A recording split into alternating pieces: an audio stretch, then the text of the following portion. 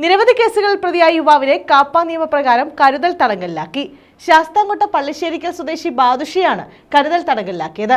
ശാസ്താംകോട്ട ക്ഷേത്രത്തിലെ ഉത്സവം കഴിഞ്ഞ് മടങ്ങുകയായിരുന്ന ഫ്ലോട്ട് ഡ്രൈവറെ ബിയർ കുപ്പി കൊണ്ട് തലക്കടിച്ച് കൊലപ്പെടുത്താൻ ശ്രമിച്ചതുൾപ്പെടെ 10ഓളം കേസുകളിൽ പ്രതിയാണ് ഇയാൾ.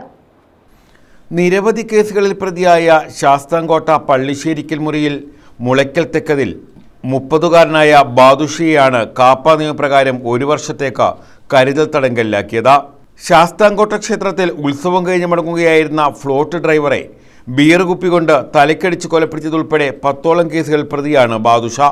നിരന്തരം ക്രമസമാധാന പ്രശ്നങ്ങൾ സൃഷ്ടിക്കുന്ന ഇയാൾക്കെതിരെ ശാസ്താംകോട്ട SHO KB മനോജ് കുമാർ, കൊല്ലം റൂറൽ ജില്ലാ പോലീസ് മേധാവി KM സാബു മാത്യു മുഖാന്തരം ജില്ലാ കളക്ടർക്ക് സമർപ്പിച്ച റിപ്പോർട്ടിലാണ് കരുതൽ തടങ്കലിലാക്കാൻ ഉത്തരവിട്ടത്. നേരത്തെയും 2 തവണ ഇയാളെ കാപ്പ നിയമപ്രകാരം കരുതൽ തടങ്കലിലാക്കിയിരുന്നു. News bureau, Sasthamkotta.